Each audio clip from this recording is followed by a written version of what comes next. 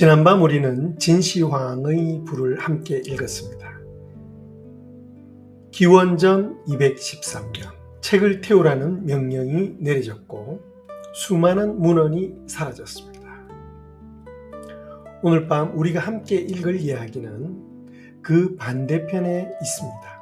한 사람이 자기 책을 스스로 감추었습니다. 주인공은 사마천입니다. 그는 130편 52만 6,500자에 이르는 대작을 완성한 뒤 그것을 세상에 내놓지 않았습니다. 명산에 감추었습니다. 왜였을까요? 이 물음 앞에 서기 전에 우리가 먼저 함께 알아야 할 것들이 있습니다. 그가 이 책을 쓰기 위해 무엇을 치렀는가 하는 점입니다. 기원전 99년 사마천은 한 사람을 변호했습니다. 그 변호 때문에 사형 판결을 받았습니다. 그리고 사형을 면하기 위해 그는 죽음보다 더한 지옥을 선택했습니다. 오늘 밤 우리는 5개의 장면을 함께 읽겠습니다. 첫 번째, 이릉을 변호한 그날. 두 번째, 궁형, 죽음보다 더한 선택. 세 번째, 왜 살아남으려 했는가? 네 번째, 장지 명산, 명산에 감추다. 다섯 번째, 명산이란 무엇이었나? 한 사람이 자기 몸과 자기 책을 어떻게 지켜냈는가? 오늘 밤 그 이야기를 조용히 함께 읽겠습니다. 첫 번째 장면, 이릉을 변호한 그날. 이릉은 부모를 효성으로 섬겼고 병사들에게 신의가 있었습니다. 사마천의 보임 안서.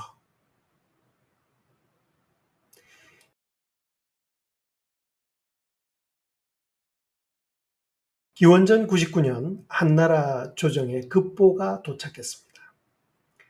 흉노와의 전쟁에서 이릉 장군이 항복했다는 소식이었습니다. 이릉은 명문가의 자손이었습니다. 그의 조부 이광은 흉노가 날아다니는 장군, 비장군이라 부르며 두려워한 당대 최고의 명장이었습니다.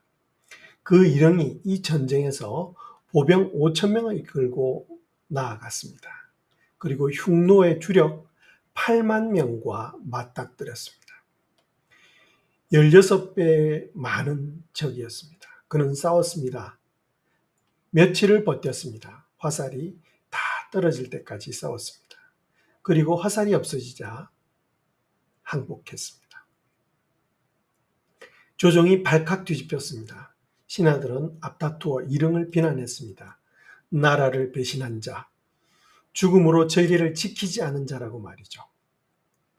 그때 한무제가 태사령 사마천에게 물었습니다. 그대의 생각은 어떠한가? 사마천이 대답했습니다. 이릉은 부모를 효성으로 섬겼고 병사들에게 신의가 있었습니다. 5천의 보병으로 8만의 흉노와 싸워 여러 날을 버텼습니다. 화살이 단 뒤에 항복했으니 아마도 훗날 한나라에 보답할 기회를 노린 것일 것입니다. 이것이 사마천이 한 말의 전부였습니다. 한 장수의 사정을 헤아려 달라는 깊은 뜻이 담긴 말이었습니다. 그런데 이 말이 한무제의 경로를 샀습니다. 왜였을까요? 여기서 우리가 함께 봐야 할 사람이 한 명 더 있습니다. 바로 이광리입니다. 이광리는 이 원정의 총사령관이었습니다. 그는 한무제가 총애하던 이부인의 오빠였습니다. 그가 3만 대군을 이끌고 나갔지만 무능한 작전으로 엄청난 병력을 잃었습니다. 사마천이 이릉의 용맹을 칭찬한 순간 그것은 이광리의 무능을 드러내는 말이 되고 말았습니다. 그리고 이광리를 총사령관으로 세운 사람은 한무제였습니다. 사마천의 변호는 황제의 안목을 정면으로 겨눈 말이 되고 말았습니다. 사마천은 이 결과를 예상했을까요? 아니면 태사령으로서 사실을 말하는 것이 자기 일이라고 생각했을까요? 오늘 밤 이 물음을 열어두고 다음 장면으로 넘어가겠습니다. 두 번째 장면, 궁형, 죽음보다 더한 선택입니다. 집이 가난하여 스스로를 속죄할 재물이 없었다. 사마천의 고임안서.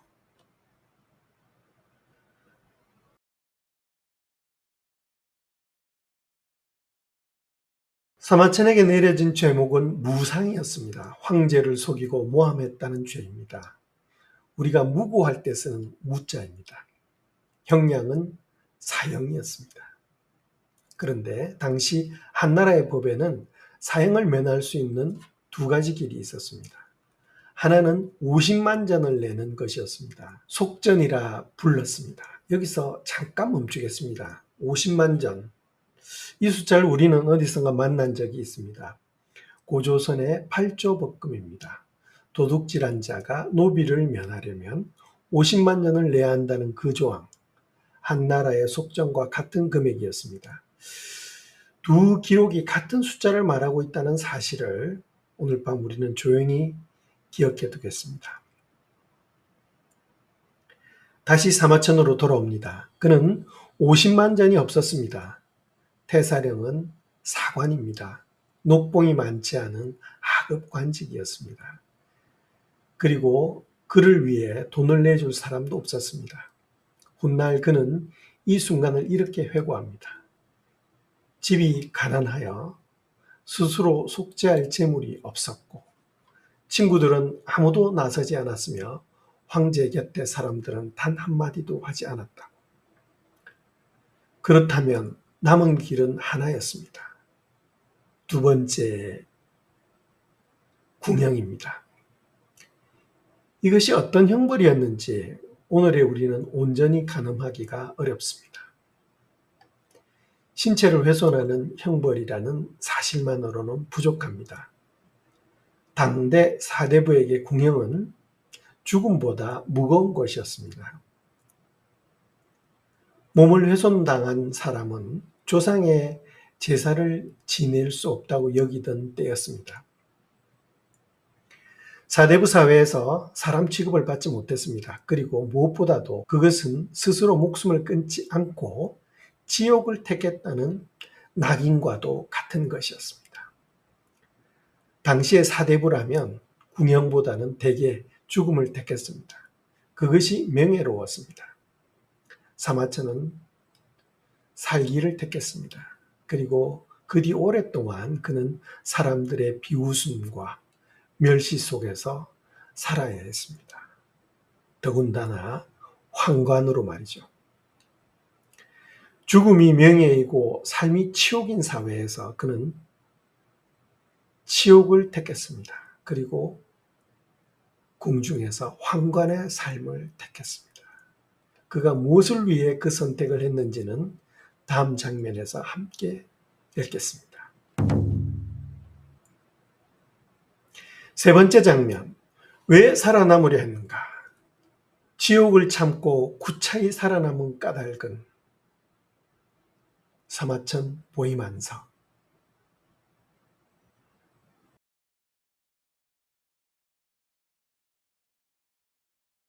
사마천이 궁형을 받은 뒤 오랜 시간이 흐른 어느 날 그는 편지 한 통을 쓰게 됩니다. 받는 사람은 이만이라는 사람이었습니다. 옛날 친구였고 그때 사형을 앞두고 있었던 사람이었습니다.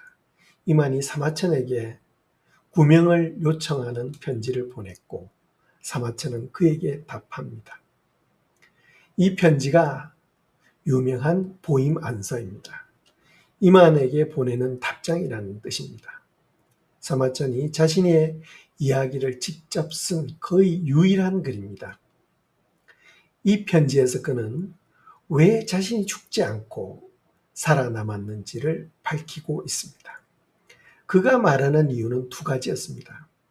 첫째, 아버지의 유언이었습니다. 사마천의 아버지 사마담도 태사령이었습니다. 그는 역사서를 쓰기 위해 평생 자료를 모았습니다. 그러나 완성하지 못한 채 세상을 떠났습니다. 죽음을 앞두고 그는 아들의 손을 꼭 잡고 말했습니다. 내가 이루지 못한 일을 내가 좀 이루어 달라고 말이죠. 사마천은 그때 울면서 아버지와 약속을 했습니다. 감히 잊지 않겠다고 말이죠. 둘째, 자신의 말을 남기기 위해서였습니다. 사마천은 이 편지에서 앞선 사람들의 이름을 하나씩 부릅니다. 문왕은 갇혀서 주역을 풀이했고, 공자는 공경에 처해 춘추를 지었으며, 구런은 쫓겨나서 이소를 썼고, 좌구명은 눈을 잃고 국어를 남겼다. 손자는 다리를 잘리고 병법을 논했다. 이렇게 말이죠. 그가 부르는 이름들의 공통점이 있습니다. 모두 무너진 사람들이었습니다. 그리고 무너진 뒤에 무언가 중요한 것들을 남긴 사람들입니다. 사마천은 자신을 그 줄의 끝에 세웠습니다. 그는 이렇게 썼습니다. 내가 지옥을 참고 구차히 살아남은 까닭은 마음속에 다하지 못한 일이 있어서이며 세상을 떠난 뒤에 나의 글이 후세에 전해지지 못할 것을 한스러워했기 때문이라고. 그리고 이어서 말합니다. 이 책이 완성돼 명산에 감추어지고 후세의 사람들에게 전해진다면 만번을 도륙당하더라도 무슨 후회가 있겠느냐고 썼습니다. 죽음보다 더한 지옥을 견디게 한 것이 한 권의 책이었습니다. 오늘 밤 우리가 함께 생각해 볼 것이 있습니다. 무엇이 사람을 그렇게까지 견디게 할까요? 네 번째 장면, 장지명산, 명산에 감추다. 정보는 명산에 감추고 부보는 도성에 둔다. 사마천 태사공자서.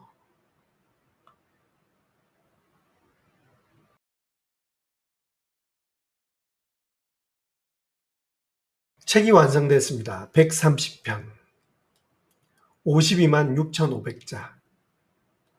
사마천은 이 숫자를 스스로 기록해 두었습니다. 자기 책이 몇 글자인지를 세어서 적어 놓은 것입니다. 왜 그랬을까요? 학자들은 이것을 하나의 장치로 봅니다. 후세에 누군가 이 책을 고치거나 드러내거나 보태면 글자 수가 달라집니다. 사마천은 자기의 책의 원형을 지키기 위해 글자 수라는 봉인을 걸어두었던 것일 수도 있습니다. 그리고 그는 또 하나의 장치를 만듭니다. 오늘 밤 우리가 함께 읽을 이 편의 핵심입니다. 장지명산, 부재경사. 정보는 명산에 감추고 부보는 도성에 둔다. 책을 두 벌을 만들었습니다. 옛날에는 인쇄술이 없었죠. 그래서 직접 베껴 써야 했습니다. 책이 몇 권 없었습니다. 그런 책을 두 권을 만들어서 한 벌은 명산에 감추었고 다른 한 벌은 장안의 국가서고에 넣었습니다. 이것이 무엇을 뜻하는지 함께 생각해 봅시다. 국가서고에 넣은 책은 부본입니다. 이것은 제도 안에 있습니다. 안전해 보입니다. 그러나 동시에 검열의 손이 닿는 자리이기도 합니다.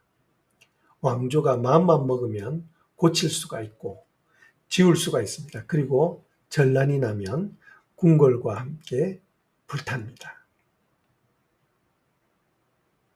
진시황의 함양궁도 불탔죠. 반면 명산에 감춘 책은 정본입니다. 이것은 제도 바깥에 있습니다. 아무도 지켜주지 않습니다. 하지만 아무도 손댈 수가 없습니다. 사마천은 두 곳에 나누어 두었습니다. 어느 한쪽이 사라져도 다른 한쪽이 살아남도록 말이죠. 이것은 그저 신중한 사람의 습관이 아닙니다. 이것은 계산이었습니다. 그는 자기 책이 권력에 의해 파괴될 것을 예상하고 있었습니다. 그리고 그 예상은 틀리지 않았습니다. 한 사람이 자기 책이 지워질 것을 예상하고 미리 대비했습니다. 무엇이 그를 그렇게까지 두렵게 했을까요? 그 답은 다음 편 사마천의 책이 살아남는 법에서 함께 읽겠습니다. 5번째 장면, 명산이란 무엇이었나? 후세의 성인과 군자를 기다린다. 사마천 태사공자서.